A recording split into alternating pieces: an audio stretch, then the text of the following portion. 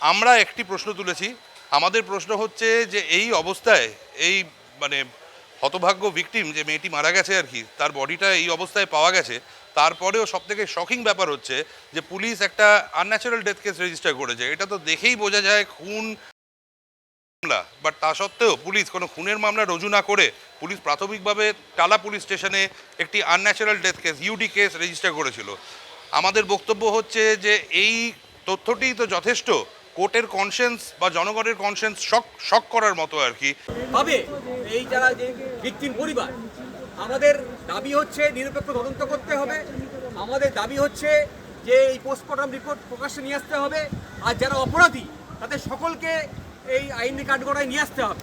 আমরা বলছি যে শুধুমাত্র একজনকে ধরলে হবে না, আমরা বলছি যিনি প্রিন্সিপাল এই কলেজের, তাকে এই তদন্তের আওতায় আনতে হবে। এবং এই কর্মসূচি আমরা এখন শুরু করছি। আমরা মিছিল করব, মিছিল শেষে আমরা একটা মিটিং করবো সিটি সিভিল কোর্টের কাছে।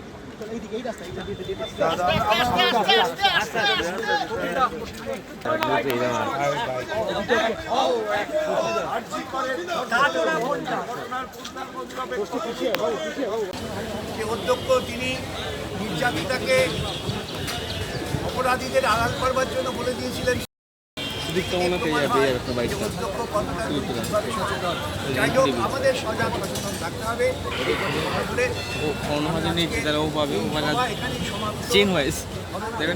হবে না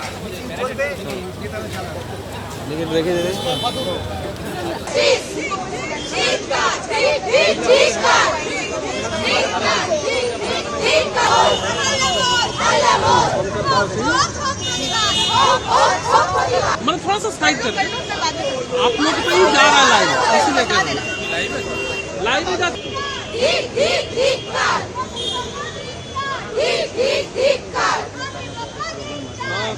जाओ भाई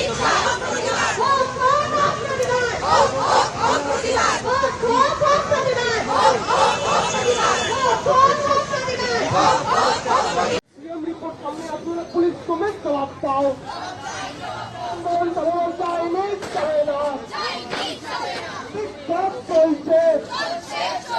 কর্মসূচি তারা চালিয়েছিলেন। আজও এই মুহূর্তে তারা এখানে আরজি কর মেডিকেল এই তদন্ত অত্যন্ত কাম্য। সেই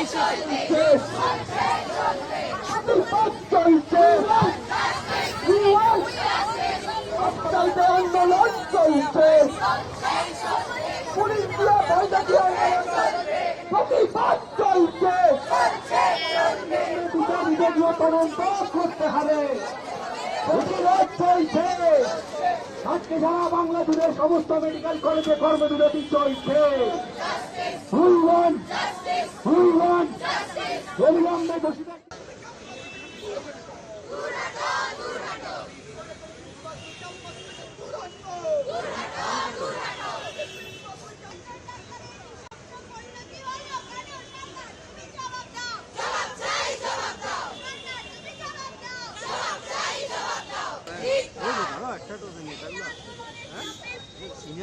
না না কি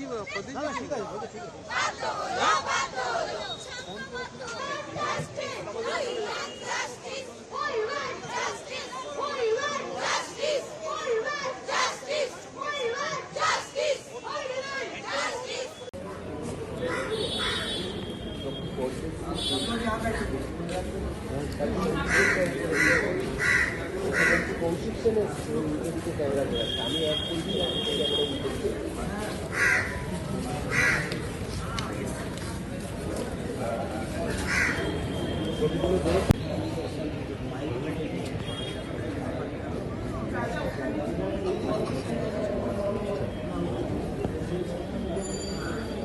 ধরে শুনানি হলো। মাননীয় বিরোধী দলনেতা শুভেন্দু অধিকারী, ডক্টর অর্চনা মজুমদার এবং তরুণজ্যোতি তিওয়ারি তিনজন মিলে যে জনস্বার্থের মামলা ফাইল করেছেন এবং অন্যান্য যে মামলাগুলি ফাইল্ড হয়েছে সবকটি একসাথেই শুনানি হচ্ছে। আমরা একটি প্রশ্ন তুলেছি। আমাদের প্রশ্ন হচ্ছে যে এই অবস্থায় এই হতভাগ্য ভিকটিম যে মেয়েটি মারা গেছে আর কি, তার বডিটা এই অবস্থায় পাওয়া গেছে, তারপরেও সবথেকে শকিং ব্যাপার হচ্ছে যে পুলিশ একটা আনন্যাচারাল ডেথ কেস রেজিস্টার করেছে। এটা তো দেখেই বোঝা যায় বাট তা সত্ত্বেও পুলিশ কোনো খুনের মামলা রুজু না করে পুলিশ প্রাথমিকভাবে টালা পুলিশ স্টেশনে একটি unnatural death case UD case register করেছিল। আমাদের বক্তব্য হচ্ছে যে এই তথ্যটিই তো যথেষ্ট কোর্টের কনসেন্স বা জনগণের কনসেন্স শক করার মতো আর কি, যে পুলিশ অনেক কিছুকে ঢাকার চেষ্টা করেছিল বা করে চলেছে।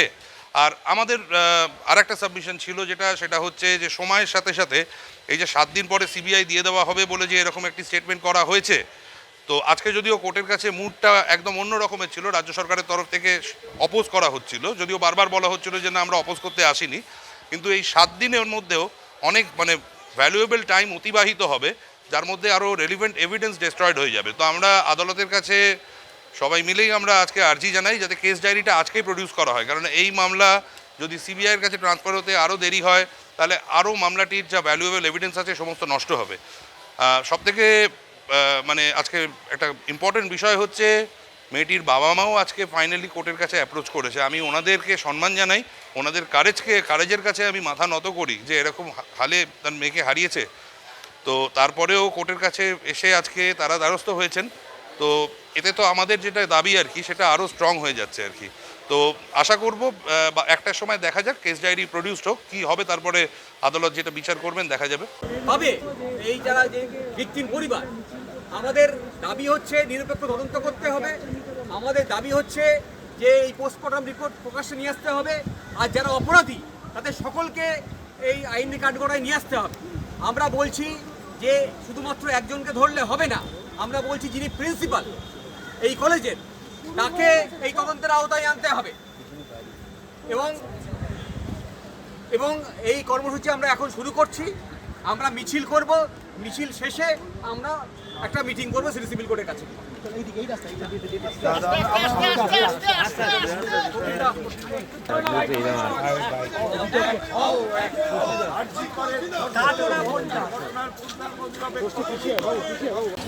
যে অধ্যক্ষ তিনি নির্যাতিতাকে অপরাধীদের আড়াল করবার জন্য বলে দিয়েছিলেন,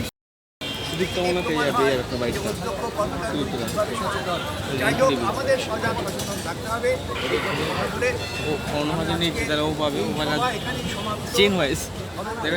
হবে না চলবে,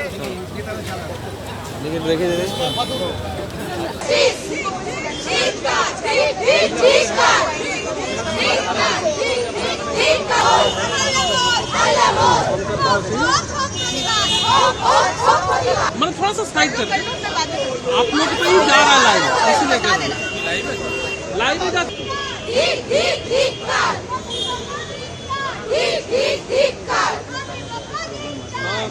जाओ भाई।